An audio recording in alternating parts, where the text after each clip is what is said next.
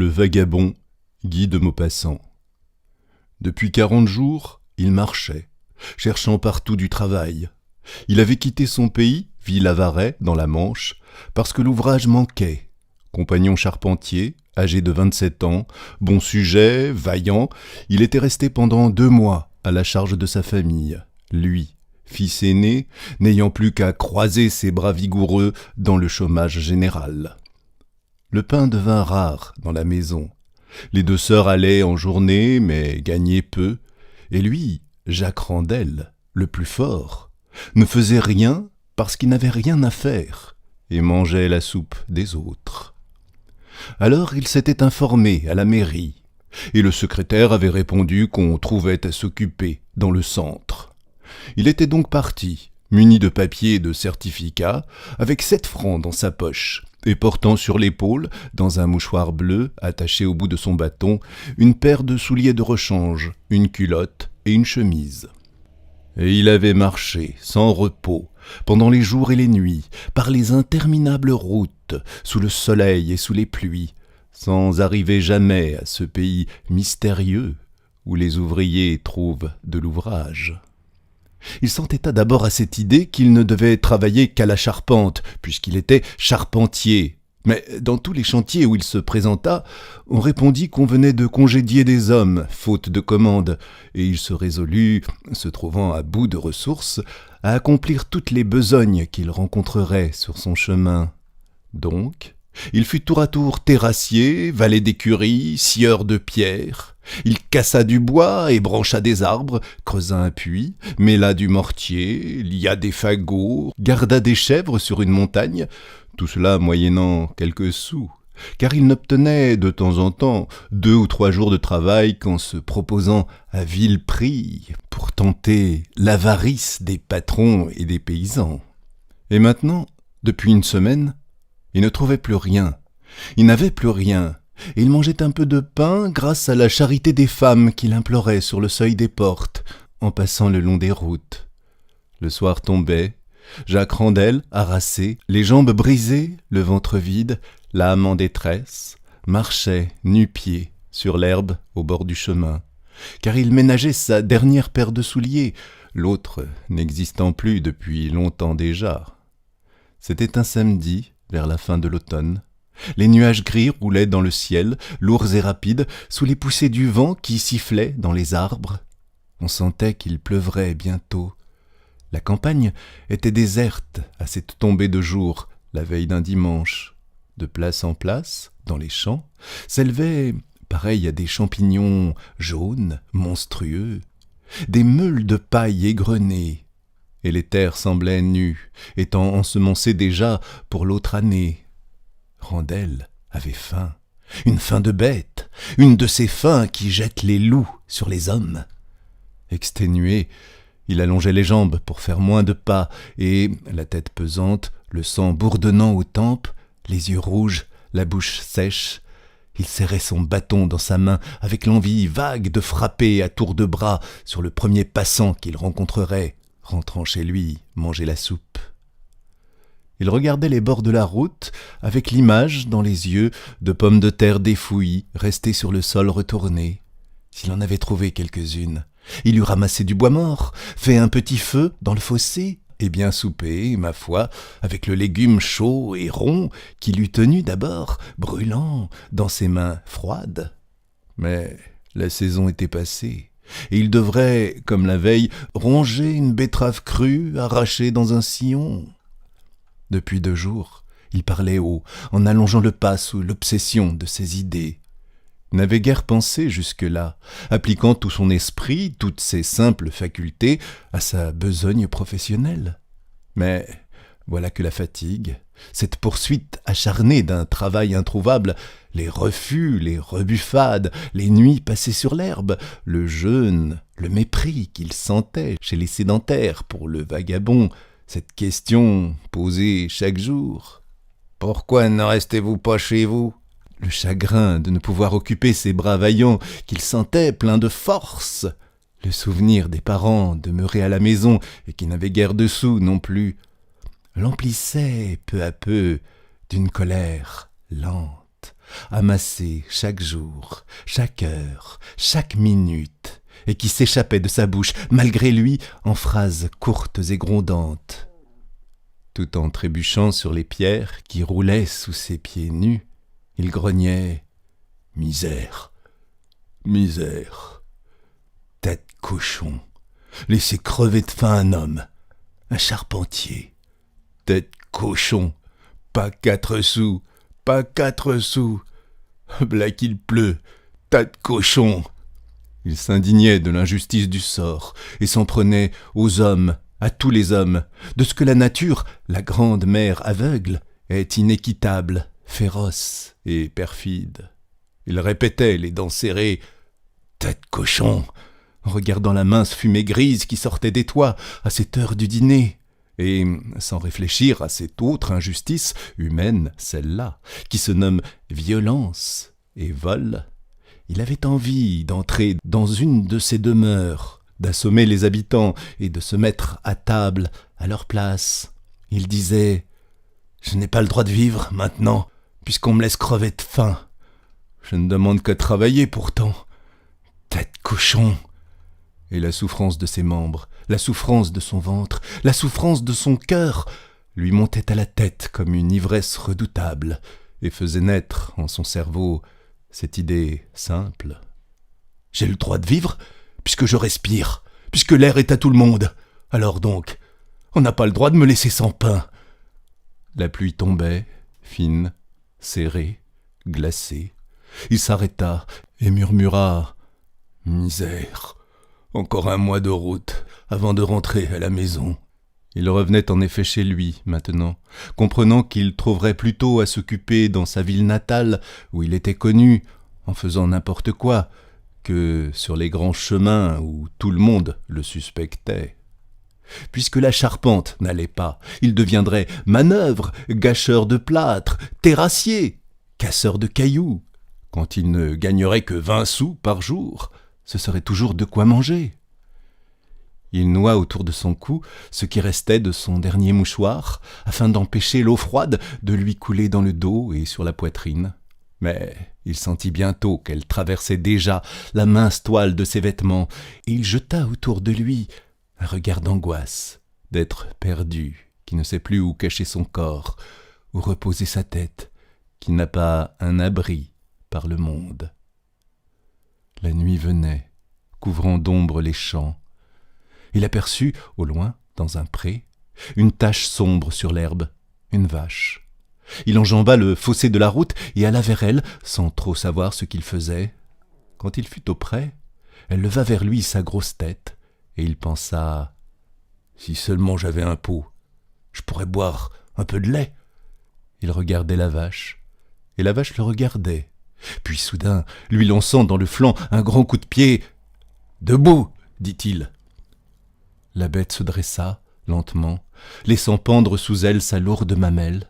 Alors, l'homme se coucha sur le dos, entre les pattes de l'animal, et il but longtemps, longtemps, pressant de ses 2 mains le pis gonflé et chaud, et qui sentait l'étable. Il but tant qu'il resta du lait dans cette source vivante. Mais la pluie glacée tombait plus serrée, et toute la plaine était nue sans lui montrer un refuge. Il avait froid, et il regardait une lumière qui brillait entre les arbres, à la fenêtre d'une maison. La vache s'était recouchée lourdement. Il s'assit à côté d'elle en lui flattant la tête, reconnaissant d'avoir été nourri. Le souffle épais et fort de la bête, sortant de ses naseaux comme 2 jets de vapeur dans l'air du soir, passait sur la face de l'ouvrier qui se mit à dire « Tu n'as pas froid là-dedans, toi ?» Maintenant, il promenait ses mains sur le poitrail, sous les pattes, pour y trouver de la chaleur. Alors, une idée lui vint, celle de se coucher et de passer la nuit contre ce gros ventre tiède. Il chercha donc une place pour être bien et posa juste son front contre la mamelle puissante qu'il avait abreuvée tout à l'heure. Puis, comme il était brisé de fatigue, il s'endormit tout à coup. Mais, plusieurs fois, il se réveilla, le dos ou le ventre glacé, selon qu'il appliquait l'un ou l'autre sur le flanc de l'animal. Alors, Il se retournait pour réchauffer et sécher la partie de son corps qui était restée à l'air de la nuit, et il se rendormait bientôt de son sommeil accablé. Un coq chantant le mit debout. L'aube allait paraître. Il ne pleuvait plus, le ciel était pur. La vache se reposait, le mufle sur le sol. Il se baissa en s'appuyant sur ses mains pour baiser cette large narine de chair humide, et il dit « Adieu, ma belle. À une autre fois, t'es une bonne bête. Adieu. » Puis il mit ses souliers et s'en alla.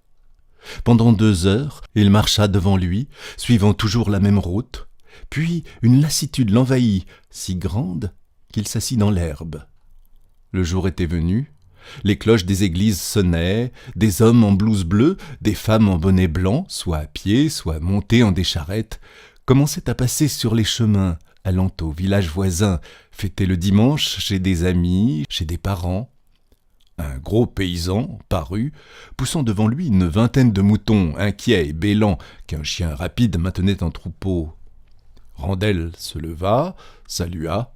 « Vous n'auriez pas du travail pour un ouvrier qui meurt de faim ?» dit-il. L'autre répondit en jetant au vagabond un regard méchant. « Je n'ai point de travail pour les gens que je rencontre sur les routes. » Et le charpentier retourna s'asseoir sur le fossé. Il attendit longtemps, regardant défiler devant lui les campagnards et cherchant une bonne figure, un visage compatissant pour recommencer sa prière. Il choisit une sorte de bourgeois en redingote dont une chaîne d'or ornait le ventre. « Je cherche du travail depuis 2 mois, dit-il. Je ne trouve rien, et je n'ai plus un sou dans ma poche. » Le demi-monsieur répliqua « Vous auriez dû lire l'avis affiché à l'entrée du pays.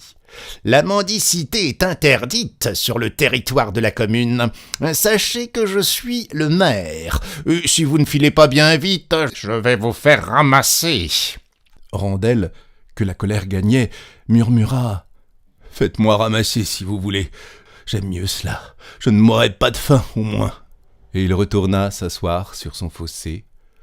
Au bout d'un quart d'heure, en effet, 2 gendarmes apparurent sur la route. Ils marchaient lentement, côte à côte, bien en vue, brillant au soleil avec leurs chapeaux cirés, leurs buffleteries jaunes et leurs boutons de métal, comme pour effrayer les malfaiteurs et les mettre en fuite de loin, de très loin. Le charpentier comprit bien qu'ils venaient pour lui, mais il ne remua pas, saisi soudain d'une envie sourde de les braver, d'être pris par eux et de se venger plus tard. Ils approchaient, sans paraître l'avoir vu, allant de leurs pas militaires, lourds et balancés comme la marche des oies. Puis, tout à coup, en passant devant lui, ils eurent l'air de le découvrir, s'arrêtèrent et se mirent à le dévisager d'un œil menaçant et furieux. Et le brigadier s'avança en demandant « Qu'est-ce que vous faites ici ?» L'homme répliqua tranquillement « Je me repose. »« D'où venez-vous » ?»« S'il fallait vous dire tous les pays où j'ai passé, j'en aurais pour plus d'1 heure. »« Où allez-vous ?»« À Villavaret. »« Où c'est-il, ça ?»« Dans la Manche. »« C'est votre pays ?»« C'est mon pays. » « Pourquoi en êtes-vous parti ?»« Pour chercher du travail. » Le brigadier se retourna vers son gendarme et, du ton colère d'un homme que la même supercherie finit par exaspérer, « Ils disent tous ça, ces bougres-là, mais je la connais, moi. » Puis il reprit, « Vous avez des papiers ?»« Oui, j'en ai. »« Donnez-les. » Randel prit dans sa poche ses papiers, ses certificats, de pauvres papiers, usés et sales, qui s'en allaient en morceaux, et les tendit aux soldats. L'autre les épelait en ânonnant, puis, constatant qu'ils étaient en règle, il les rendit avec l'air mécontent d'un homme qu'un plus malin vient de jouer.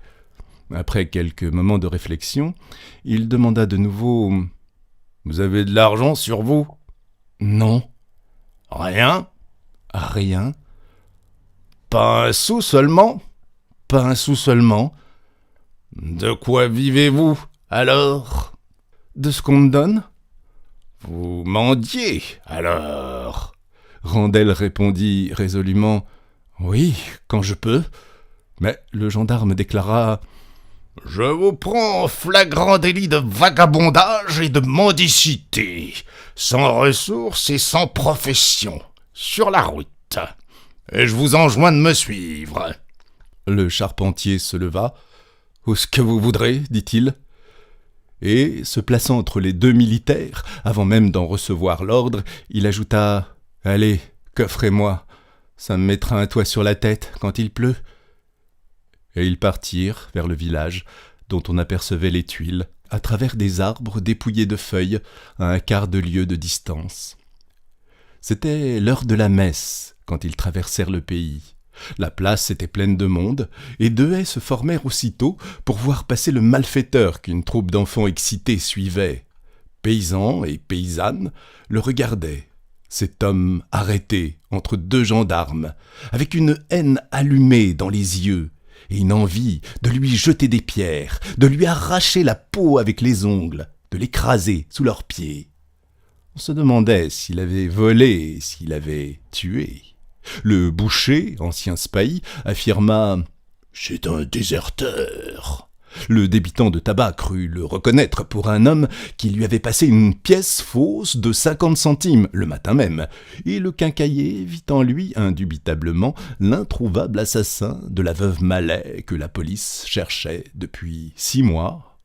Dans la salle du conseil municipal, où ses gardiens le firent entrer, Randel retrouva le maire, assis devant la table des délibérations et flanqué de l'instituteur.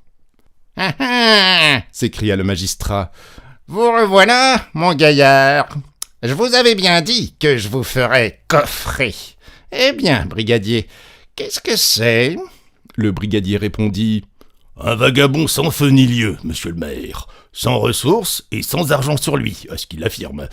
Arrêté en état de mendicité et de vagabondage, muni de bons certificats et de papiers bien en règle. »« Montrez-moi ces papiers, » dit le maire. Il les prit, les lut, les relut, les rendit, puis ordonna « Fouillez-le !» On fouilla Randel, on ne trouva rien. Le maire semblait perplexe. Il demanda à l'ouvrier « Que faisiez-vous ce matin sur la route ?»« Je cherchais de l'ouvrage. »« De l'ouvrage ? Sur la grande route ?»« Comment voulez-vous que j'en trouve, si je me cache dans les bois ?» Ils se dévisageaient tous les deux avec une haine de bêtes appartenant à des races ennemies. Le magistrat reprit « Je vais vous faire mettre en liberté, mais que je ne vous y reprenne pas. » Le charpentier répondit « J'aime mieux que vous me gardiez. J'en ai assez de courir les chemins. » Le maire prit un air sévère. « Taisez-vous !» Puis il ordonna aux gendarmes « Vous conduirez cet homme à 200 mètres du village et vous le laisserez continuer son chemin. » L'ouvrier dit « Faites-moi donner à manger, au moins. » L'autre fut indigné. « Il ne manquerait plus que de vous nourrir. » Ah, elle est forte, celle-là. Mais Randel reprit avec fermeté. « Si vous me laissez encore crever de faim, vous me forcerez à faire un mauvais coup. Tant pis pour vous autres, les gros. » Le maire s'était levé et il répéta « Amenez-le vite, parce que je finirai par me fâcher. » Les deux gendarmes saisirent donc le charpentier par les bras et l'entraînèrent. Il se laissa faire, retraversa le village, se retrouva sur la route. Et les hommes l'ayant conduit à 200 mètres de la borne kilométrique, le brigadier déclara « Voilà, filez, et que je ne vous revoie point dans le pays, ou bien vous aurez de mes nouvelles. » Et Randel se mit en route sans rien répondre, et sans savoir où il allait. Il marcha devant lui un quart d'heure ou 20 minutes, tellement abruti qu'il ne pensait plus à rien. Mais, soudain, en passant devant une petite maison dont la fenêtre était entr'ouverte, une odeur de pot-au-feu lui entra dans la poitrine et l'arrêta net devant ce logis. Et tout à coup, la faim, une faim féroce, dévorante, affolante, le souleva, faillit le jeter comme une brute contre les murs de cette demeure. Il dit, tout haut, d'une voix grondante, « Nom de Dieu, faut qu'on m'en donne cette fois. Et il se mit à heurter la porte à grands coups de son bâton. Personne ne répondit. Il frappa plus fort, criant « Hé, hé, hé, là-dedans les gens! Hé, ouvrez !» Rien ne remua. Alors, s'approchant de la fenêtre, il la poussa avec sa main, et l'air enfermé de la cuisine, l'air tiède plein de senteurs de bouillon chaud, de viande cuite et de choux, s'échappa vers l'air froid du dehors. D'un saut, le charpentier fut dans la pièce. 2 couverts étaient mis sur une table. Les propriétaires, partis sans doute à la messe, avaient laissé sur le feu leur dîner, le bon bouilli du dimanche, avec la soupe grasse aux légumes. Un pain frais attendait sur la cheminée, entre 2 bouteilles qui semblaient pleines. Randel d'abord se jeta sur le pain, le cassa avec autant de violence que s'il eût étranglé un homme, puis il se mit à le manger voracement, par grandes bouchées vite avalées. Mais l'odeur de la viande, presque aussitôt, l'attira vers la cheminée, et, ayant ôté le couvercle du pot, il y plongea une fourchette et fit sortir un gros morceau de bœuf lié d'une ficelle. Puis, il prit encore des choux, des carottes, des oignons, jusqu'à ce que son assiette fût pleine. Et, l'ayant posé sur la table, il s'assit devant, coupa le bouilli en 4 parts, et dîna comme s'il eût été chez lui. Quand il eut dévoré le morceau presque entier, plus une quantité de légumes, il s'aperçut qu'il avait soif, et il alla chercher une des bouteilles posées sur la cheminée.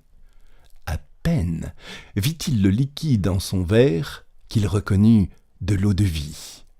Tant pis, c'était chaud, cela lui mettrait du feu dans les veines, ce serait bon après avoir eu si froid. Et il but. Il trouva cela bon, en effet, car il en avait perdu l'habitude. Il s'en versa de nouveau un plein verre, qu'il avala en 2 gorgées, et presque aussitôt, il se sentit gai, réjoui par l'alcool, comme si un grand bonheur lui avait coulé dans le ventre. Il continuait à manger, moins vite, en mâchant lentement et en trempant son pain dans le bouillon. Toute la peau de son corps était devenue brûlante, le front surtout, où le sang battait. Mais soudain, une cloche tinta au loin. C'était la messe qui finissait, et un instinct plutôt qu'une peur. L'instinct de prudence qui guide et rend perspicaces tous les êtres en danger, fit se dresser le charpentier qui mit dans une poche le reste du pain, dans l'autre la bouteille d'eau-de-vie, et, à pas furtif, gagna la fenêtre et regarda la route. Elle était encore toute vide. Il sauta et se remit en marche, mais, au lieu de suivre le grand chemin, il fuit à travers champs vers un bois qu'il apercevait. Il se sentait alerte, fort, joyeux, content de ce qu'il avait fait, et tellement souple qu'il sautait les clôtures des champs à pieds joints d'un seul bond. Dès qu'il fut sous les arbres, il tira de nouveau la bouteille de sa poche et se remit à boire par grandes lampées tout en marchant.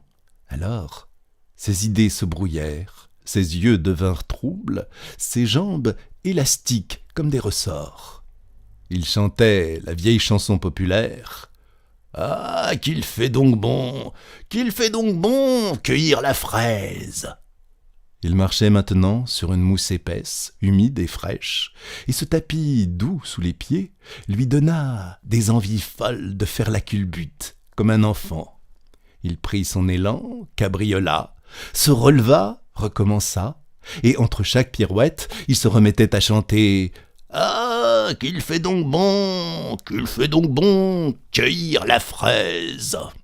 Tout à coup, il se trouva au bord d'un chemin creux, et il aperçut, dans le fond, une grande fille, une servante, qui rentrait au village portant aux mains 2 seaux de lait écartés d'elle par un cercle de barriques. Il la guettait, penché, les yeux allumés comme ceux d'un chien qui voit une caille. Elle le découvrit, leva la tête, se mit à rire et lui cria « C'est-il vous qui chantiez comme ça ?» Il ne répondit point et sauta dans le ravin, bien que le talus fût haut de 6 pieds au moins. Elle dit, le voyant soudain debout devant elle, « Cristi, vous m'avez fait peur !» Mais il ne l'entendait pas. Il était ivre, il était fou, soulevé par une autre rage plus dévorante que la faim, enfiévré par l'alcool, par l'irrésistible furie d'un homme qui manque de tout depuis 2 mois, et qui est gris, et qui est jeune, ardent, brûlé par tous les appétits que la nature a semés dans la chair vigoureuse des mâles. La fille reculait devant lui, effrayée de son visage, de ses yeux, de sa bouche entr'ouverte, de ses mains tendues. Il la saisit par les épaules et, sans dire un mot, la culbuta sur le chemin. Elle laissa tomber ses seaux qui roulèrent à grand bruit en répandant leur lait, puis elle cria. Puis, comprenant que rien ne servirait d'appeler dans ce désert, et voyant bien à présent qu'il n'en voulait pas à sa vie, elle céda sans trop de peine, pas très fâché, car il était fort, le gars, mais par trop brutal, vraiment. Quand elle se fut relevée, l'idée de ces seaux répandus l'emplit tout à coup de fureur, et ôtant son sabot d'un pied, elle se jeta à son tour sur l'homme pour lui casser la tête s'il ne payait pas son lait. Mais lui, se méprenant à cette attaque violente, un peu dégrisé, éperdu, épouvanté de ce qu'il avait fait, se sauva de toute la vitesse de ses jarrets, tandis qu'elle lui jetait des pierres, dont quelques-unes l'atteignirent dans le dos. Il courut longtemps, puis il se sentit las, comme il ne l'avait jamais été. Ses jambes devenaient molles à ne plus le porter, toutes ses idées étaient brouillées, il perdait souvenir de tout, ne pouvait plus réfléchir à rien, et il s'assit au pied d'un arbre. Au bout de 5 minutes, il dormait. Il fut réveillé par un grand choc, et, ouvrant les yeux, il aperçut 2 tricornes de cuir vernis penchés sur lui, et les 2 gendarmes du matin qui lui tenaient et lui liaient les bras.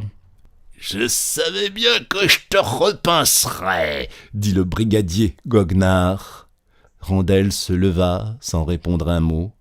Les hommes le secouaient, prêts à le rudoyer s'il faisait un geste, car il était leur proie à présent. Il était devenu du gibier de prison, capturé par ces chasseurs de criminels qui ne le lâcheraient plus. « En route !» commanda le gendarme. Ils partirent. Le soir venait, étendant sur la terre un crépuscule d'automne, lourd et sinistre. Au bout d'une demi-heure, ils atteignirent le village. Toutes les portes étaient ouvertes, car on savait les événements. Paysans et paysannes, soulevés de colère, comme si chacun eût été volé, comme si chacune eût été violée, voulaient voir rentrer le misérable pour lui jeter des injures. Ce fut une huée qui commença à la première maison pour finir à la mairie, où le maire attendait aussi, vengé lui-même de ce vagabond.